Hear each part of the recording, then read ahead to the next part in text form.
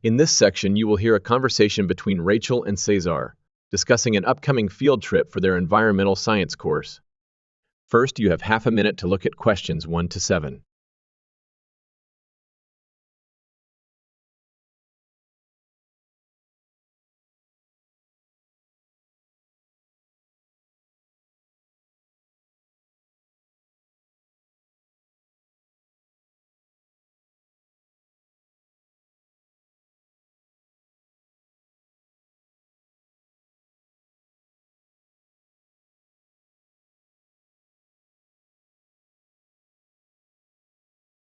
Now listen and answer questions 1 to 7.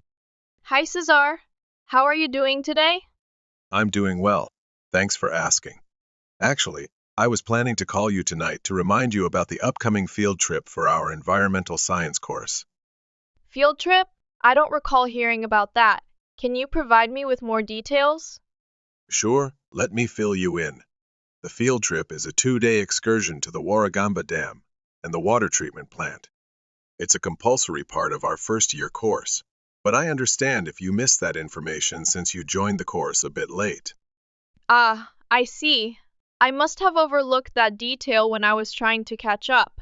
Can you tell me more about the logistics of the trip? Absolutely.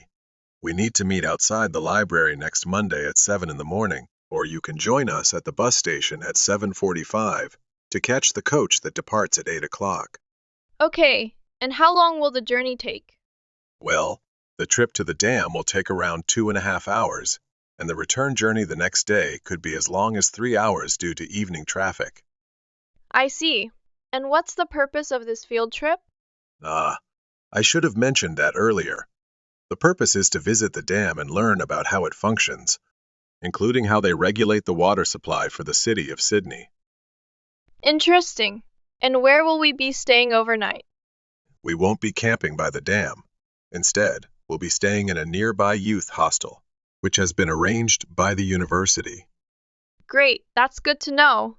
And what about meals? Do we need to bring our own food? No, you don't need to worry about that.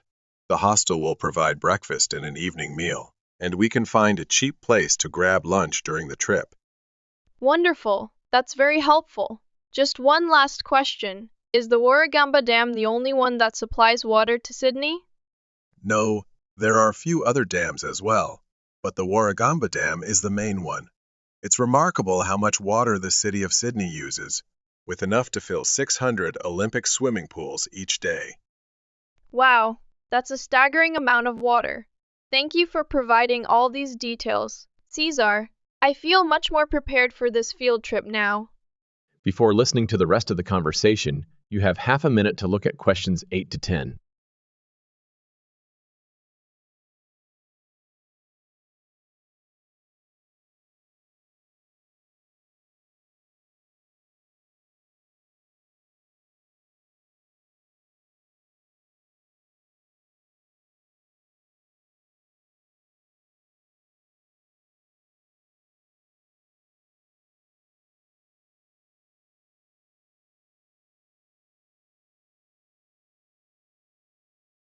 Now listen and answer questions 8 to 10.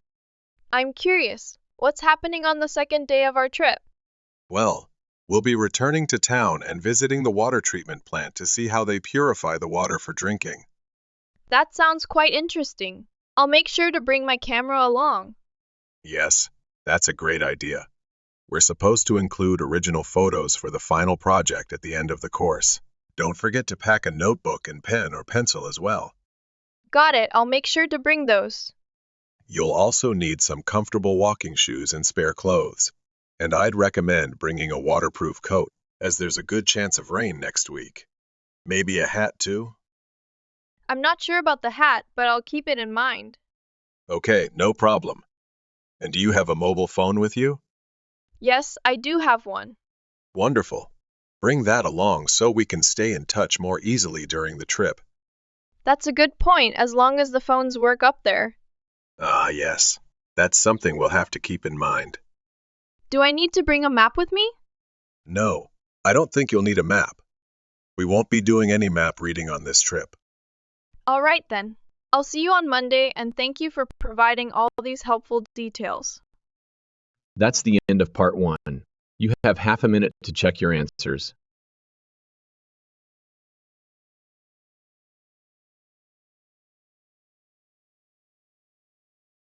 In this section, you will listen to an assistant discussing consumer rights and the story of Patty Ching, a listener who qualified for the Consumer of the Month award.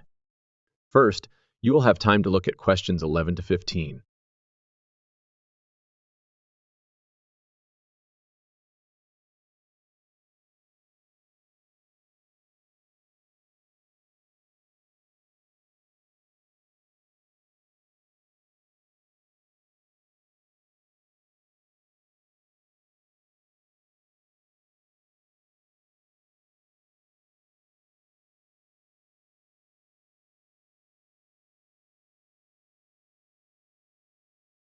Now listen carefully and answer questions 11 to 15.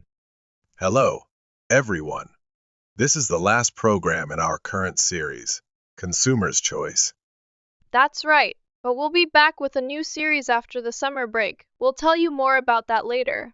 For now, we're going to share the story of one of our listeners, Miss Patty Ching, and how she earned the Consumer of the Month award. Patty went on her first trip abroad to Europe last month, which she had been saving for over 10 years. During her 21-day tour of 12 countries, she took around 360 photographs on 10 rolls of film. When she returned home, she gave the photos to top-class photo services for developing, but they disappeared, and she never saw them again. Patty was understandably furious and complained to the company. They apologized and offered her 10 free rolls of film as compensation, which she found completely inadequate. She demanded $2,000 instead, but the company refused. Patty then wrote a letter to the company, giving them 10 days to pay the $2,000, or she would take them to court. When they didn't respond, she followed through and took them to court. Just 2 days before the case was scheduled to be heard, Patty received a $2,000 check from Top Class, indicating they knew they would lose the case. Patty's determination and spirit in fighting for her rights as a consumer serve as a lesson to all of us. That's why we've named her our Consumer of the Month. Before you hear the rest of the discussion, you have half a minute to look at questions 16 to 20.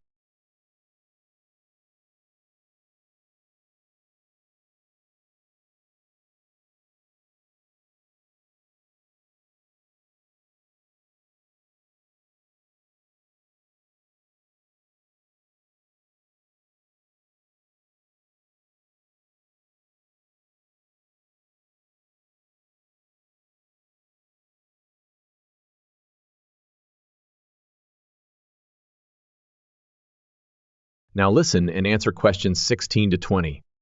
Many consumers have written to us about the issue of sale prices. When we see signs advertising discounts or reduced prices, it's not always clear if the prices have truly been lowered. One of our listeners, Mr. Alvin Locke, shared his experience. He saw a leather belt priced at $100, but during a sale, the price was marked as $200 reduced to $150. This means the sale price was actually higher than the normal price. As consumers, what can we do in cases like this? That's an important question. What do you think is the best way for consumers to handle such situations? The most crucial thing is to make complaints to the right person in authority. Go back to the store where you made the purchase and speak to the shop assistant or manager. If you don't want to do it in person, write a letter and keep a copy. Provide any relevant details like receipt numbers, but you don't need to show the receipts. If you're not satisfied with the response, write to the managing director of the company. It's important to document everything and persist with your complaint. That's excellent advice. It's important for every consumer to take action when they receive poor goods or service. The Consumer's Choice organization will continue to advocate for the government to enact laws, like those in other countries, to protect consumers from such deceptive practices. That's the end of part 2. You have half a minute to check your answers.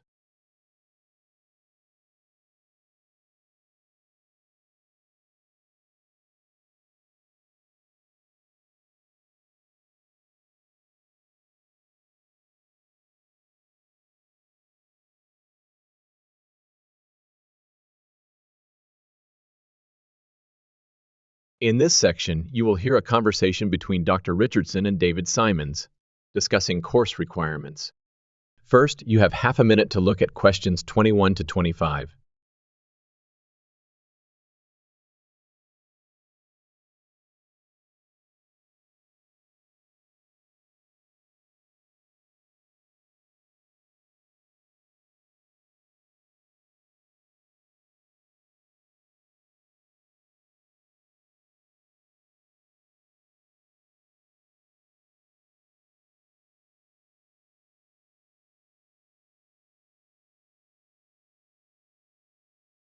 Now listen and answer questions 21 to 25. Good afternoon. You must be David Simons, correct? Yes, that's right. I have an appointment to talk about the course requirements with you. Excellent. Please have a seat, and I'll gather some details from you.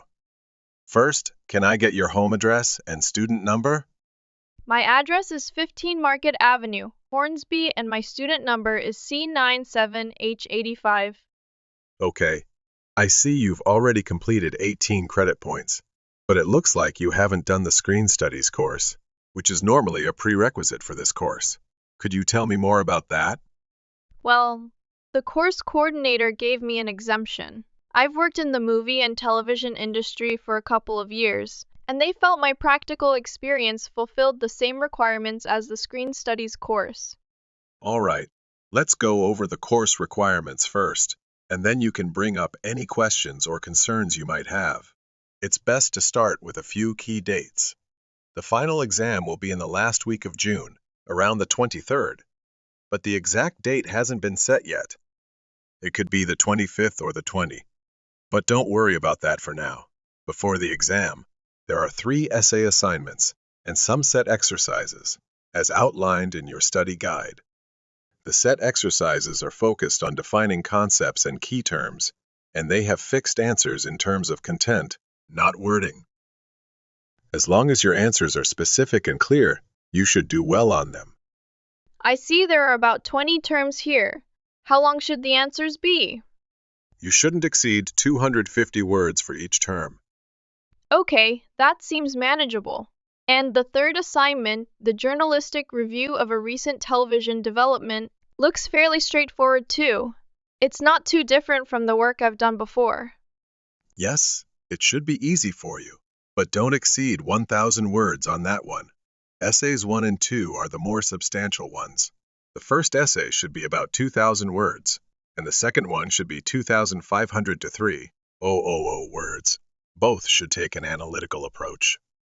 For the first essay, you should focus on television and the audience, particularly considering the theoretical issues related to audience studies. In the second essay, you'll need to analyze television programs.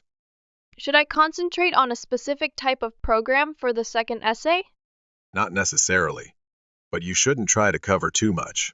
A comparison between 2 programs or channels, or a focus on a particular series, would work well. So if I wanted to look at television news programs, that would be okay? Yes, that would be fine. In fact, it's a popular choice, and most students handle it very well. Great, I'll probably go with that, since it's the area I want to work in later. Ah, come in and have a seat, David. You wanted to discuss your plans for the second essay, correct? Yes, Dr. Richardson. I just wanted to get your feedback on what I'm planning to do. I'm going to write an essay on the differences between TV news programs at different times of the day. How many time slots are you considering? Well, I think I'd look at all of them. That'd be 6 slots. The breakfast news, mid-morning, midday 6 o'clock, 10 o'clock, and midnight programs. That's quite a lot, and you'd have to consider a lot of different audiences. Why don't you just focus on 2, like the mid-morning and 6 o'clock news? That should give you a good contrast in audience composition and approach. Oh, just 2 then? Yes, I think that would be better. Now, how many actual programs are you planning to work with? I was thinking of analyzing a whole week's worth of news programs. Well, that depends on how much of each program you're looking at. If you concentrate on specific segments, like sports or local news, it might be manageable. Okay, I see what you mean. I won't make a decision yet. I'll collect a sample of programs over a week and see what items appear consistently throughout. Good approach. Now, we're getting close to the deadline. Can you finish it in time? Yes, I think so. I've completed the reading, and I know my basic approaches, so it's just a matter of putting it all together now. Excellent, David. I look forward to reading your essay. That's the end of part 3. You have half a minute to check your answers.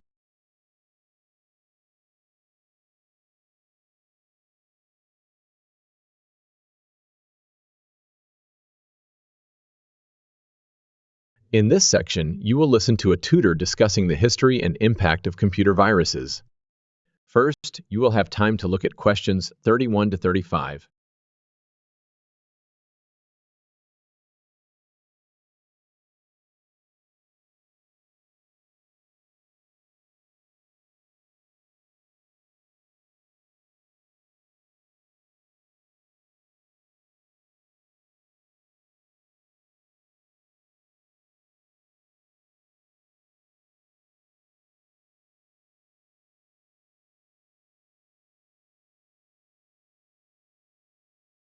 Now listen carefully and answer questions 31 to 35.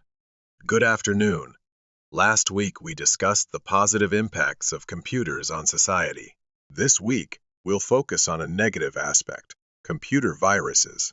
John Upton will share his research findings with us today. John, the floor is yours. Thank you.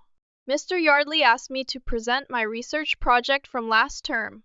Conducting this research on computer viruses has been quite fulfilling. So, what exactly is a computer virus? Essentially, it is a software program created by a human programmer with the purpose of damaging and destroying useful programs. To put it simply, it's a way to cause problems for regular people just to create chaos. It's called a virus because, even though it's not a living organism, it behaves similarly by seeking a host to infect and multiply, your computer, ultimately leading to the host's destruction. Let's go back 50 years. In 1949, during the early stages of computer technology, John van Neumann introduced the first concept of a computer virus in his paper, Theory and Organization of Complicated Automata. Shortly after this paper was released, a game called Core Wars was mentioned. Core Wars was initially created for intellectual fun by 3 Americans working on large mainframe computers. Keep in mind, back then, computers were as big as a couple of rooms. By the 1980s, anyone could get information on how to play Core Wars for just $2 in postage, and soon after, a new hobby emerged where people created programs to escape the game and destroy other programs. This is how the first computer viruses came into existence. Similar to biological viruses, computer viruses spread through casual activities. Virus programs are often hidden in useful public domain software or included in unofficial software, like the kind you might get from the black market. Though of course you wouldn't do that. Before you hear the rest of the discussion, you have half a minute to look at questions 36 to 40.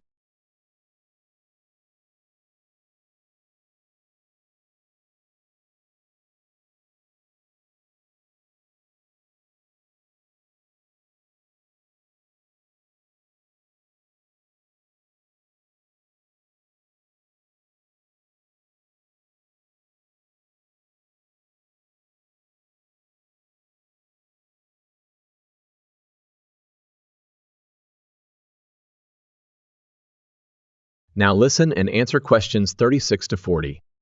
Computer viruses, much like their biological counterparts, can be easily picked up through casual habits.